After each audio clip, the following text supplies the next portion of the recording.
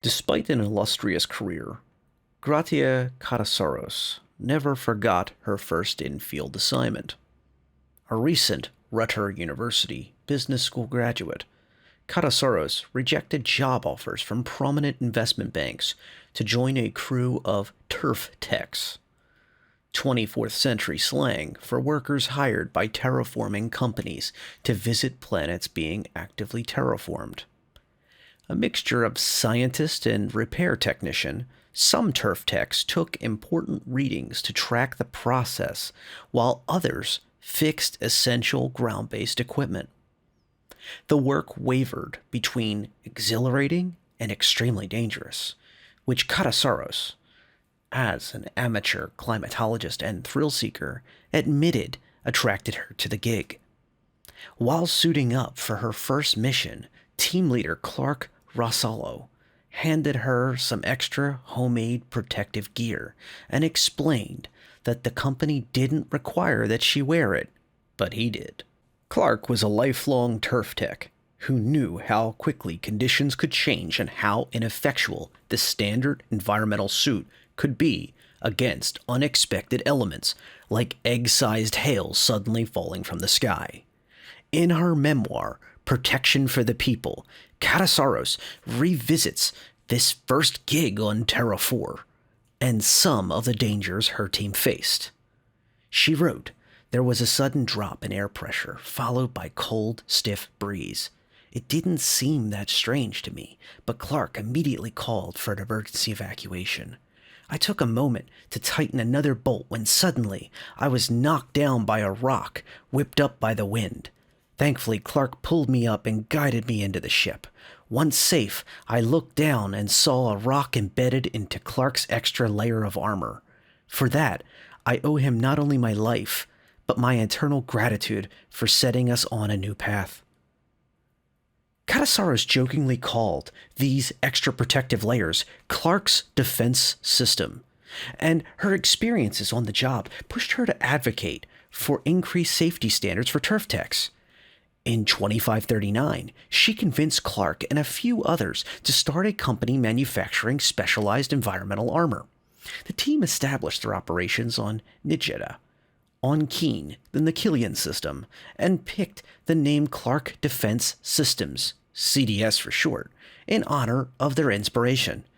Yet this slight name change wouldn't be the only early adjustment the company made.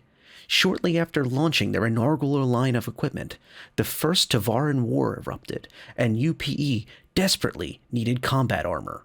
Sluggish sales of their environmental suits drove CDS to apply for and land a military contract. Kataros wrote, "We jumped at the chance to expand our product line thanks to some government funding, but believed we'd be back to environmental suits the moment the war was over. We couldn't have been more wrong." Clark Defense Systems refined their environmental suits to comply with military standards and quickly converted their production line to create a variety of field armor and combat undersuits. With the UPE on the verge of winning the First Tavaran War, a cadre of government officials visited CDS headquarters for the first time in 2546 and disclosed that their armor was most well-regarded equipment among the combat forces as well as pilots. They were so effective and well-liked that much of it was reserved for special forces or soldiers in the most dangerous areas of operation. The visit ended with UPE officials offering CDS a massive new government contract to expand upon their output to the entire military. Though the offer would keep them from being able to return to the environmental suit market, it was too good to refuse.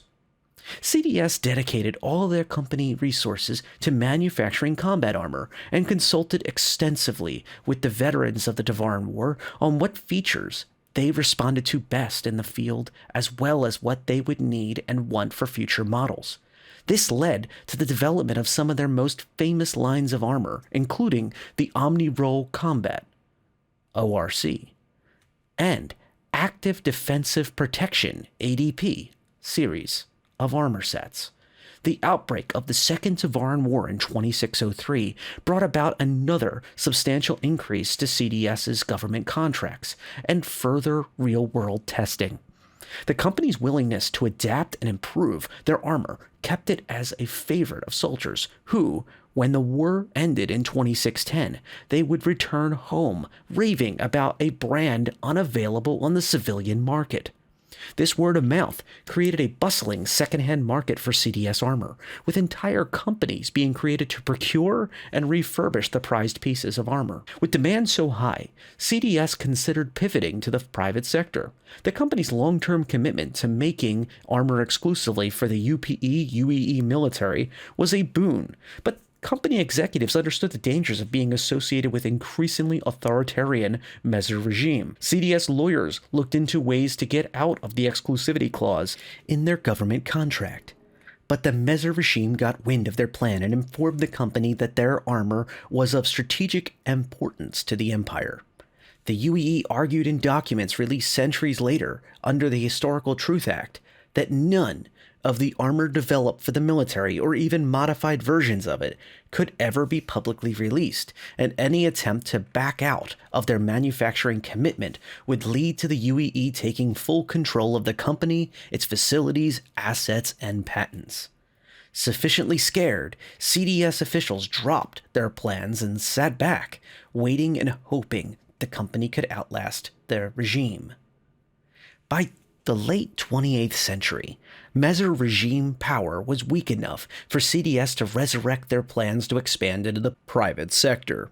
Their first move came in 2789 and coincided with the former military system of Castra being open to the public. The company bought offices and manufacturing space on Cascom, Castra 2, with the hopes of creating a separate company focused on developing armor for the public.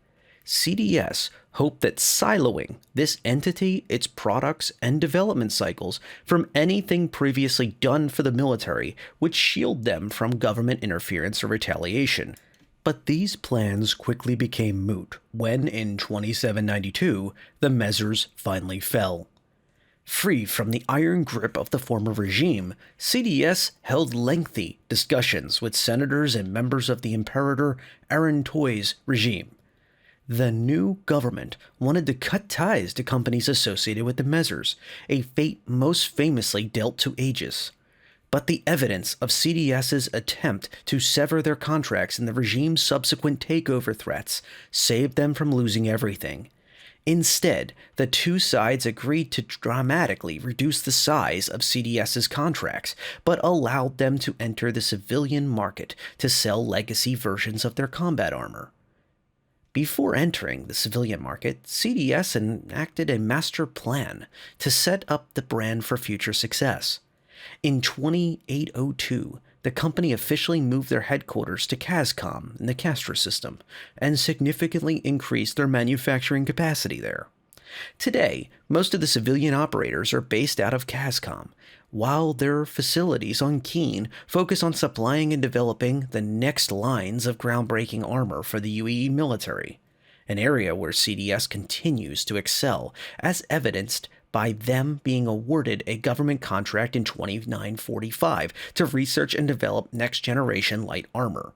Today, Clark Systems maintains a significant foothold in both the civilian and government sectors, and is considered by many to be a cornerstone company of the empire. This was a reading of Clark Defense Systems. It was a reprint of Jump Point. That's out of 10.03. 10.3. And the CDS is an interesting company. It is a company that we knew a little bit about because of this, if hidden inside the jump points. Once again, CIG, please release more of this old, good lore content. The community deserves to see it. Subscribers had their fun. They deserve exclusivity for a while. Then get these out here sooner than later, please. But I think their biggest claims to fame are directly addressed here, both the ORC armor systems, and one of the surprises to me was that the ADP and ORC armors, the medium and heavy armors respectively, of Clark's of Clark Defense Systems, have this wonderful backstory, and it all came out of a protective set of armor that was supposed to be environmental in nature. What you have to remember is that right now the ORC and ADP have just a pure damage reduction in game.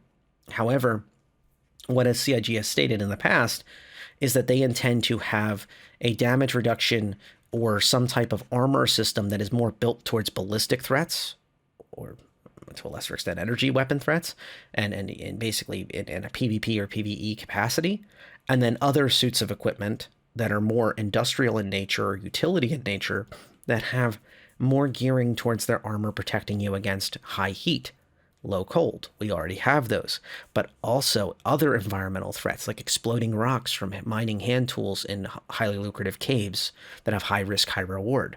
And equipping the correct set of armor for the correct needs of your mission are going to be very critical. In ships like the Raft, there are 4 armor lockers, and it's interesting to point out that the Raft is really well suited for 1 to 2 players, but they have 4 armor lockers. Why is that? Well, one of the reasons that could be the case is that you can run over to that armor locker, let's say your left one, and grab a set of armor ready to repel boarders or deal with possible threats at a questionably landing site that you're delivering cargo to. And the other set of armor is your environmental protection armor that's more geared towards your industrial mindset, once again, or you're handling hazardous cargoes, or you're delivering to a very hot environment. That environmental suit is going to be far more valuable to you. So I find it interesting that CDS started in one of the 2 major armor sets and kind of wandered into history, really being at the top of their game in a completely different set of armor. Both are very valuable sets. Both are very valuable categories of armor, I should say. And the 2 sets of armor that are within the CDS portfolio that are most memorable, the ORC and ADP, are not the only sets of armor they have. I especially like that the lore itself alluded to that the CDF forces and the UEE forces enjoy having these other sets of armor. Particularly in this story, just to be fair, they only mention UEE, but in most of the time, what is basically said here and what actually becomes, it tends to be that the UEE has the best. Some of the trickle-down gear goes to the CDF, and even advocacy in some cases for certain types of things. Armor sets come to mind as the law enforcement of the verse. And then finally, the civilian market gets to see the third tier gear, so to speak, what was cutting edge maybe 20, 30 years ago in game lore. Don't quote me on those numbers, but I'm just trying to give you some perspective on how kind of the systems go. One of the other small things that's interesting in here is the discussion of, yet again, the Mezzers messing with people. Mezzers mess. Make a mess is the best way to think of it. And I enjoy these little stories that come out that kind of flesh out a bit more about that time period. That is very tumultuous time, formative time in the development of the UEE and the forces that protect it. And I think that's very interesting. The use of strategic importance to the Empire. Being the definition of why no one else is allowed to have the armors that the Mezzers have. This is me speculating now, but I would infer from what I see here, I would infer and speculate that they are almost worried that if enough of the high quality armor is put into other hands that are not, quote, loyal, end quote, to the Mezzers, they've mentioned it in other stories that they may have a strict attendance to loyalty, and this obviously this story is dedicated to control and power of the Mezzers in that time period. That they would be worried about an uprising or some other type of threat to their power structure, having the best armors, even down to the gear that the soldiers wear, down to the foot soldiers and the pilots, having the best gear above everyone else. And I would also suggest, this is me inferring again and speculating, that having the best armor being issued out to special forces and some of the best units kind of sends a reward mentality. There, basically, if you are loyal to the Mezzers and you follow the rules of the UEE Navy and the Mezzers that basically influence it, suddenly now you will be rewarded with the best gear. and your loyalty is rewarded in kind. And it's a personal item. It's one thing to reward an entire flotilla squadron with a new ship. But having a personal piece of equipment, whether it be a new weapon, a new set of armor, a new dress uniform, or badge of honor, etc., is something that's very personal and something that a soldier or a pilot can carry with pride or wear with pride. And that is certainly, I think, part of this culture. Once again, that's me inferring, but based on a lot of the stories I've read and based on what we've learned from the lore so far in the Mezzer time period, it seemed to be a very personal matter with the Mezzer family and their regime, kind of attempting to solicit that deep loyalty at the absolute most basic level. And I find that fascinating because, once again, it was such a formative time of our history of the verse, and that makes it that much more interesting to me. I hope to see more about, like, before, during, and after the Mezzer regime, and basically the people who fought against them to make the modern verse we know today. And leading into that, I can talk about, the world that was post Mezzer and the strengthening of these wonderful, wonderful folks that were the senators and the new imperator under Aaron Toy. That's very cool to me. I want to hear more about them and about how they started trying to pick up the pieces after the regime fall, and once again the tumultuousness that was caused by the regime and how they fixed it. That to me is fascinating. A lot of times in life, stories and such, conflict can breed some of the most wonderful solutions to challenges and bring people that would otherwise maybe be at odds together to basically fix these things, and maybe not fix them. And that makes it that much more fascinating to learn about. So I hope you got something from this. If you haven't already, please subscribe. If you haven't subscribed before, and if you are one of my long-term subscribers, thank you so much for sticking around. I make these just as much for you as I do for me. And if you're hearing this on Valentine's Day night, I wish you a wonderful night, and thanks for hanging out with me. Take care and fly safe.